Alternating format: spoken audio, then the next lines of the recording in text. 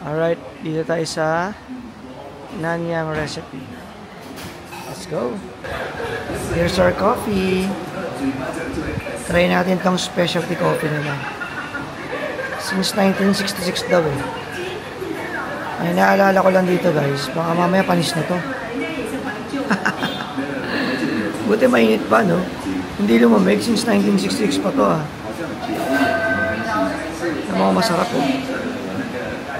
Toasted bread din siya na may butter, pero hindi ko alam kung ano yan eh, yung mismo yan eh, yung parang ano na yan, cream na yan.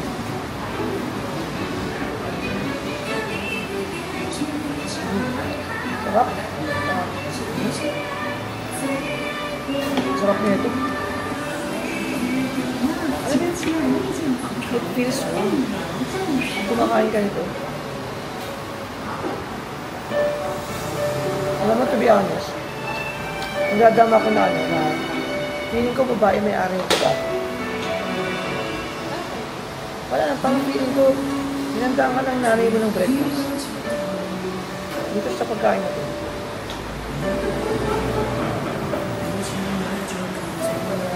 Ano? Masarap. Parang may damo mo may personal pa.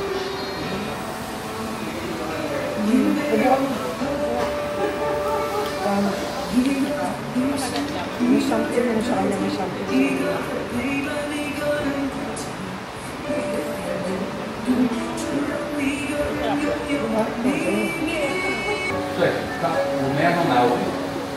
Yan siya guys oh.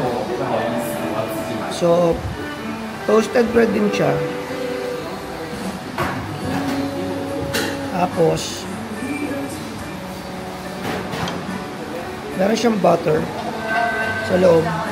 And itong sweet paste something na yan. Hindi ko alam kung ano yan. Basta masarap siya. Kaya pala parang may nostalgic feeling siya. Na, kasi ako nung bata lang ako nakakatikim ng coconut dyan eh. Doon mga nanay natin, pinapakain tayo ng ano, ng coco jam. Diba? Tsaka, normal yung coco jam, so mahihirap lang yan eh. Katulad natin. Pala sabi mo, pili ko yung babae. Lahat yan, so, kasi mga nanay natin yung nagbibigay sa atin yan. Kaya parang naramdaman ko yung, parang, ano yun, aruga ng nanay. Parang nanay ko yung naghanda ng pagkain.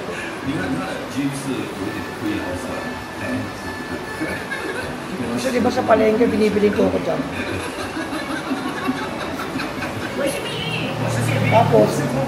Tapos, etong toasty na to, normally ginagawa sa atin to, yung mga malapit na ma-expire na, na tasty, tapos gagawin natin, yung toast natin.